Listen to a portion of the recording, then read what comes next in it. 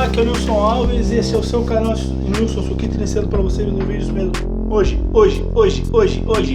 é dia 7 de dezembro do ano de 2016, 17 dias. Estamos aí batendo a porta do final de semana. Eu vou fazer aqui o Suquita News, faz tempo que eu não faço esse quadro, no cara, eu sou Suquita, melhor.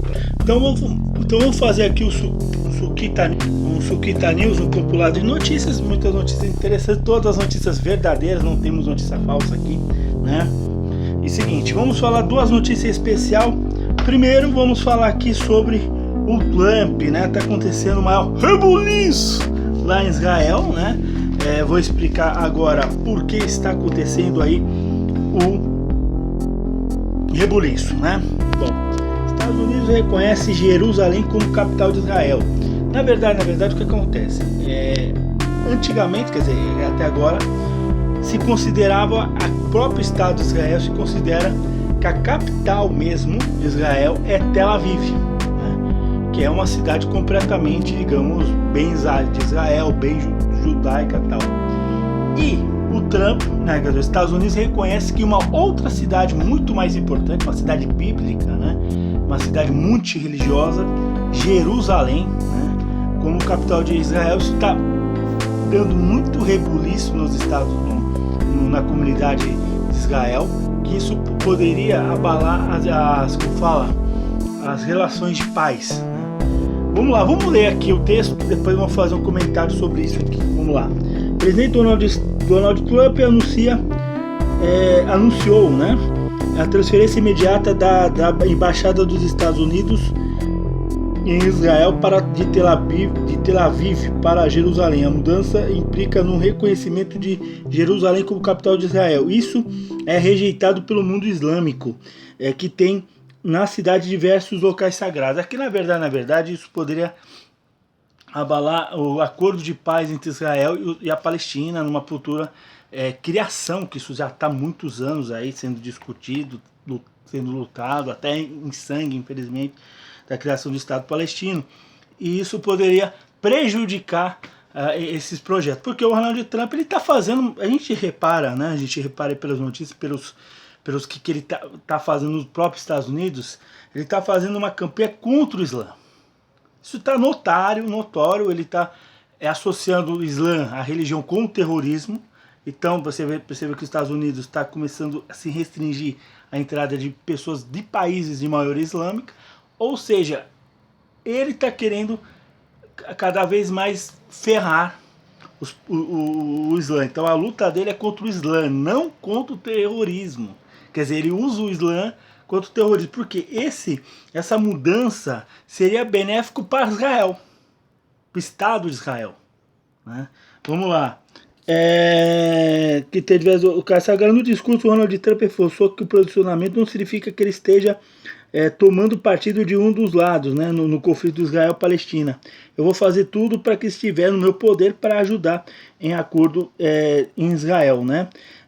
Nós mantemos profundamente comprometidos em conseguir a paz entre os dois países, diz o presidente. A construção da nova embaixada vai começar quanto antes, segundo Trump, contará com o trabalho de arquitetos e engenheiros para tornar o prédio um monumento da paz. O reconhecimento de Jerusalém como capital já havia sido aprovado pelo Congresso americano em 95.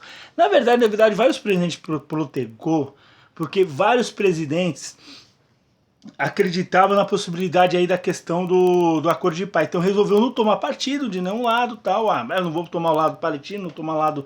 Então protegou. E o Donald Trump, ele, para tentar ferrar os muçulmanos, ele acabou aí aprovando isso aí, e que também ferrando um monte de gente nos próprios Estados Unidos, né? Ele é um presidente que ele quer, tipo, ele veio pra, igual aquela música da Ludmilla, né? Ludmilla. Ele vem chegando, mostrando que é o dono da zona toda, ou seja, ele vem arrebentando com tudo, né? E ele pode criar até um atrito, um rebuliço, né? Um atrito entre as duas nações, né? Mas nunca chegou a ser colocado em prática, né, o acordo. O texto dá ao presidente americano o poder de adiar a decisão a cada 6 meses, sob o argumento que ela representa uma ameaça, segundo os Estados Unidos. E o secretário da ONU, Antônio Guterres, condenou, né, a decisão e a medida unilateral ameaça a chance de acordo entre Israel e Palestina, porque aí começa a dificultar aí a questão, porque assim, Jerusalém é uma cidade, porque Tel Aviv é uma cidade judia, judaica, uma cidade israelense, totalmente cosmopolita. E Jerusalém é uma cidade multirreligiosa, então você tem lá os judeus, você tem lá os cristãos, né? Porque foi lá que Jesus passou, né? Onde Jesus pregou, onde teve o templo de Salomão, que hoje é o Muro das Lamentações, né? Que é um templo sagrado judaico, né? Você tem também mesquitas, você tem também local sagrado também do Islã, e isso vai atrapalhar, ou seja, é coisa assim, cara, que não. Você pode ler um pouco, eu li um pouco o livro, mas não entendi realmente por que Jerusalém não é considerada a capital, sendo que é uma cidade considerada a cidade mundial da fé, né? Pode ser porque, é claro, os conflitos atrapalham os conflitos, e lá, Jerusalém, uma parte de Jerusalém, ele seria a capital do estado me chama lá, do estado da Palestina, né? Por quê? Porque sendo capital Jerusalém, ele vai ficar Israel. Não vai ser como dividir para o lado aí da Palestina. Com isso, eu não acredito, cara, vou ser sincero, cara, eu não acredito que outras embaixadas, você sabe que a maioria das embaixadas, todas as embaixadas em Israel está em Tel Aviv, inclusive aqui, a embaixada aqui do Brasil está em Tel Aviv também. Eu não acredito que outras embaixadas vai para Jerusalém, não vai, né? Eu acredito que vai ter alguma coisa que eles vão recuar e vão voltar com a embaixada em Tel Aviv, né? Eu acho que às vezes a decisão do Trump pode ser impedida pelo Congresso, porque você sabia que o presidente, tanto aqui no Brasil, até mesmo nos Estados Unidos, no caso do Trump,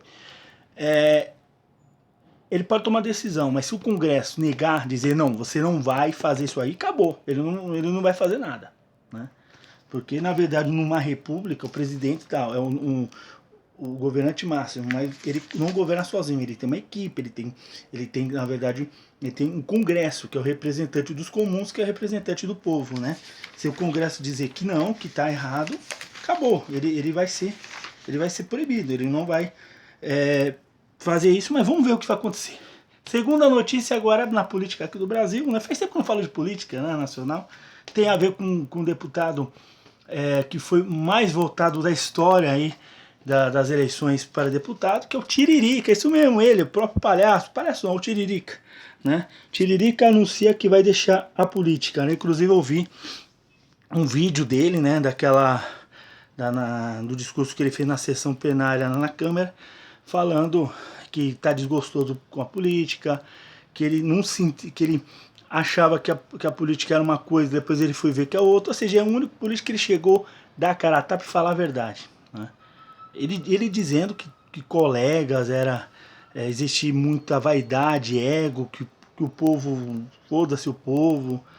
Uma vez ele falou, não nesse curso, mas numa entrevista há muito tempo atrás, que deputado trabalhava demais e produzia pouco. Realmente, deputado, as pessoas não entendem o que é um deputado, né? As pessoas não têm noção porque as pessoas são manipuladas, né? Ele não pesquisa as coisas fora da mídia.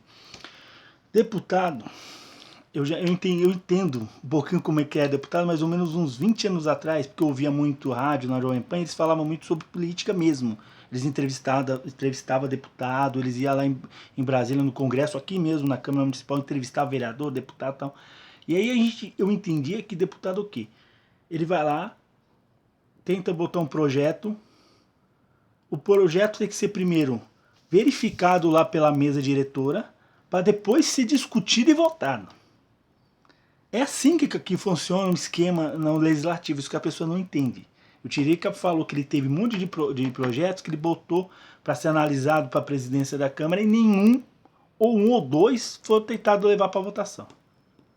Ou seja, você trabalha demais, né? Você tenta buscar emendas e tal.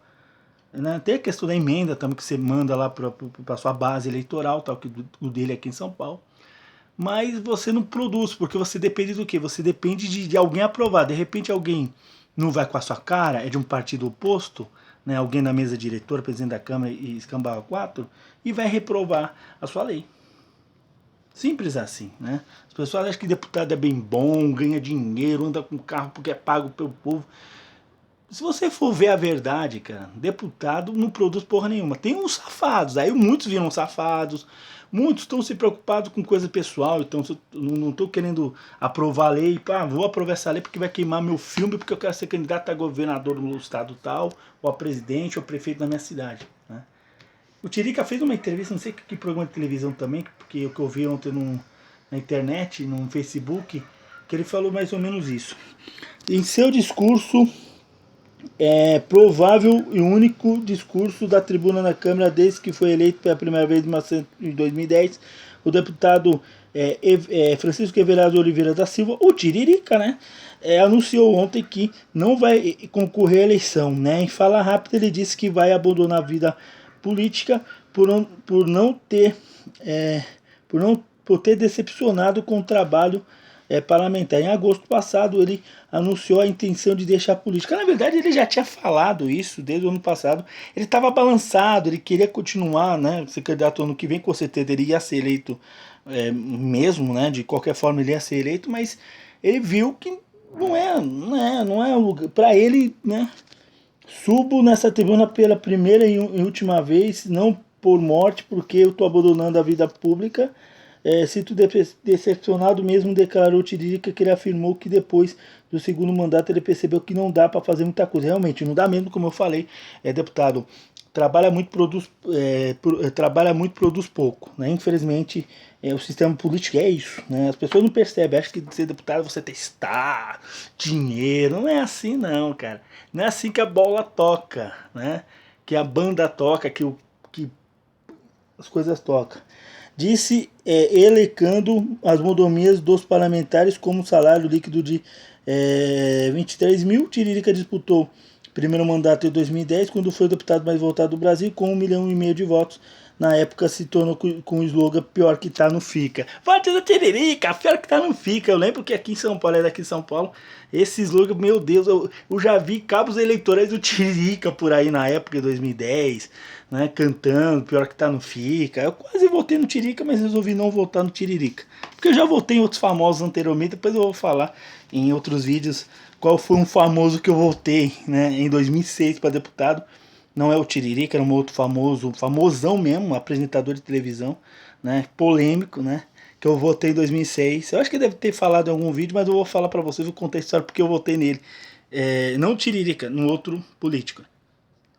Em breve eu vou falar isso. Bom, então o Tiririca, abandonando aí a vida pública, né, ele não tem falta em sessões da Câmara e tal. Bom, aí queria aquele negócio, né? Os caras bons estão saindo. Porque as coisas, quando a pessoa vê que a coisa não é boa, cara, é difícil você ficar. Né? Claro que tem pessoas aí de boa fé. Isso mostra, cara, com o Tiririca existe gente bem intencionada, tá? Aí tem acreditado, bem intencionado, o inferno tá cheio, né? O presídio tá cheio, né? Bem intencionado, o presídio tá cheio. Não é assim, cara. Bem intencionado tem. Só a gente saber. Uma dica que eu dou pra você, cara, pra eleição no ano que vem, que eu já falei, acho que nunca falei isso. Procura votar em candidato que você conhece pessoalmente ou você conversou. Porque você cria uma confiabilidade e você acaba tendo uma confiança, um sentimento de coisa boa se ele for eleito, né? Isso aconteceu comigo, eu já votei em vários candidatos que eu conheci pessoalmente, né? Votei até um vizinho meu, que foi candidato há 5 anos atrás para vereador, porque eu conheci ele pessoalmente. Então vota em candidatos que você conheça. Eu sei que no interior, em cidades pequenas, é mais fácil isso acontecer, mas em cidade grande pode acontecer também. Né? Procura votar em candidato que você já falou pessoalmente, que você fez amizade e tal, porque aí facilita muito a confiança. Né? É um conselho que eu estou dando aqui de um eleitor. Né? Eu sei que muitos canais não vão falar isso, emissoras de rádio não vai dar esse conselho, mas eu dou esse conselho. Você conheceu o cara simples, estão lá fazendo campanha ano que vem, na própria rua, ele fazendo o seu próprio cabo eleitoral, ele falar e você sentir que o cara é firmeza, vota nessa pessoa, porque eu fiz isso uma vez, a pessoa não ganhou, mas eu fui agradecido e eu me senti muito bem nisso. Bom, um abraço para você.